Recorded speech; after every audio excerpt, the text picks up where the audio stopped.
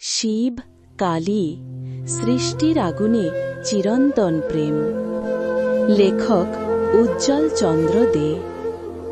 যখন কিছুই ছিল না, না ছিল আলো না শব্দ, তখনও ছিলেন তিনি ধ্যানমগ্ন এক শূন্যের ভেতর। চোখ বন্ধ, নীল শিব তপস্যায় বিভোর। তার নিঃশ্বাসে তৈরি হয়েছিল কালের সূর্য ঘড়ি। না ছিল জল, না ছিল গাছ, না ছিল প্রাণ, তবু তার হৃদয়ে কাঁপত এক আগুনের গান।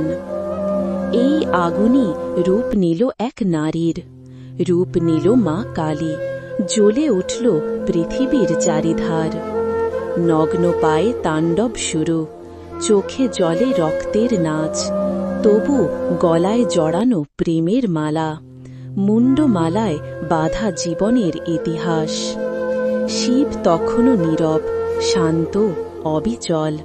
গলায় বিষ, হাতে ত্রিশূল, ধ্যানে ডুবে থাকা শ্মশানের রাজা।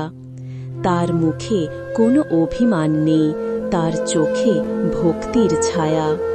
তার নীরবতা ভরে দেয় মহাকালের শব্দে, তার মৌনতাই গড়ে তোলে মহাশক্তির প্রেম।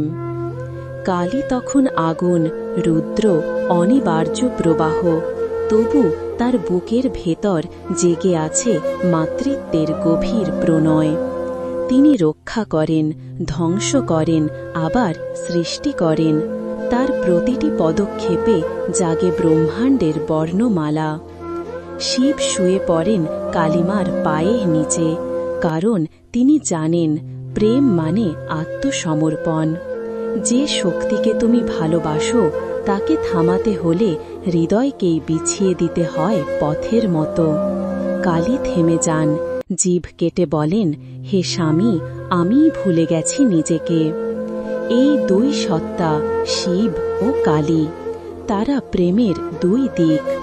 একজন ধ্বংস করেন অহংকার, অন্যজন জাগান আত্মবিশ্বাস। একজন বলেন শান্ত হও, অন্যজন বলেন জ্বলে ওঠো। ভক্ত যখন ডাকে, ও বাবা ভোলানাথ আমার পথ দেখাও, তখন শিব বলেন সব মায়া ত্যাগ করো, নিজেকে চিনো। আর যখন ডাকে, ও মা কালী আমায় সাহস দাও, তখন মা বলেন তুই আমার সন্তান, আগুন হ। শিবের ধ্যানে পাওয়া যায় মুক্তির চাবি, কালিনার রাগে জাগে জয়ীর ছবি। তারা আমাদের কাছে ঈশ্বর নন কেবল, তারা আমাদের বাঁচার ভরসা, আমাদের আত্মার জোড়া পাখা। পাহাড়ের ওপরে যে ধূপ জ্বলে, নদীর জলে যে ঢেউ ওঠে, শ্মশানের ছাইয়ে যে আগুন টেকে থাকে, তা শিবের নীরবতা, কালিমার দীপ্ত তপস্যা। ভক্তির চোখে দেখা যায় সেই প্রেম, যেখানে তাণ্ডব গান, ধ্বংস সৃষ্টির বীজ। তারা না থাকলে থাকত না আলো, না থাকত বিশ্বাস। তারা আছেন বলেই ভাঙা হৃদয়েও ফের জ্বলে আশার আঁচ। জয় শিব, জয় কালী, তোমাদের প্রেমেই জয় হোক জগতের, তোমাদের তপস্যাতেই ভরে উঠুক এই প্রাণ। ভক্তির দীপ্তিতে আজ আমি হাত জোড় করে বলি, আমার হৃদয়ে তোমাদের মন্দির সারা জীবনের জন্য।